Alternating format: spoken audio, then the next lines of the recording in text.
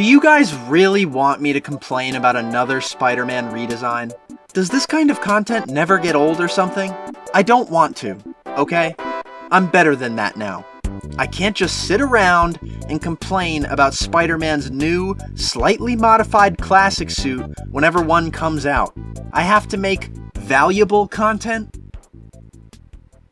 Okay, fine, if you're pulling my leg. Alright guys, let's make a totally original Spider-Man redesign. We're gonna add a bigger spider logo on the front, black straps, knuckle padding, segment the red pieces of the costume, edit the belt of the suit so that it's not even a belt anymore. No one has ever done that before. Add white elements to the costume, and cover it with random, senseless lining.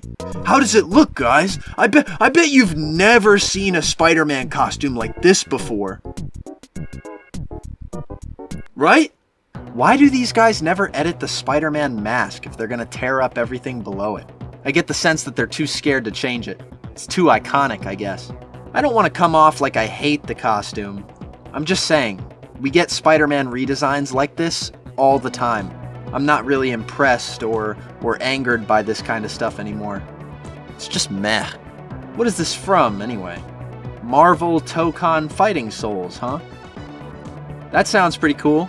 Marvel Tokon is Marvel's newest upcoming fighting game made by Arc System Works, who are responsible for many games, including the Guilty Gear series. I'm not the biggest fan of anything non-Spider-Man related, but I've played a bit of Guilty Gear among friends, and I must say, it's a beautiful game with some incredible characters. And honestly, I couldn't be any more confident that Arc System is going to make a great-looking and fun game with Marvel Tokon. They released a beta recently, which some people got their hands on, but not me. Why? It didn't have Spider-Man in it, so I didn't care. But even more recently, some in-game footage of Spider-Man has been released. You get to see some stuff like his walk-up animation, his victory screen, his various combat moves, and you know what? I thought it could be fun to review the footage and give my general opinions on how Spider-Man looks and plays in-game. Let's take a second to look at the character select screen and see how Spider-Man is represented there. Off the bat, I love how he lowers himself down as opposed to just standing in frame like everyone else. I appreciate anything that reminds the viewer how strange Spider-Man is when compared to other superheroes. Oh, and it looks like he's got an alternate costume here. What's that about? It's a black suit that's just a recolor of the classic. Okay, before I get mad, I'm gonna stop myself. Basic recolors are pretty standard for fighting games. Guilty Gear is full of them. Smash Bros is full of them. Why would Marvel Tokon be any different? I'm not going to complain about it. I'm not going to complain about it. I'm not going to complain about it. Alright, let's see his introductory animations. I think his walk-up is fine. I like his title, too. He's got a thing about pointing. He does it way before battle and right before battle. I don't mind that. I do find his opening line to be a little strange, though. The bugle says I'm a threat and a menace. I'm not, except to you. Not a bad opening line. But Spider-Man is saying something completely different from what the subtitles say he's saying. The YouTube subtitle translation says he's saying, "This seems like a job for Spider-Man." Honestly, I like this line better, since it's clean, concise, and simple to understand. The other line is super contradictory. The newspapers they write about me say I beat ass. I do not beat ass. I only beat your ass. That's basically what the line is trying to get across. Also, I gotta say, I love how Spider-Man sounds speaking Japanese. It's probably because I'm a stupid American who can't understand what he's saying, so anything spoken in Japanese automatically sounds cooler. Alright, let's get an idea of how he plays.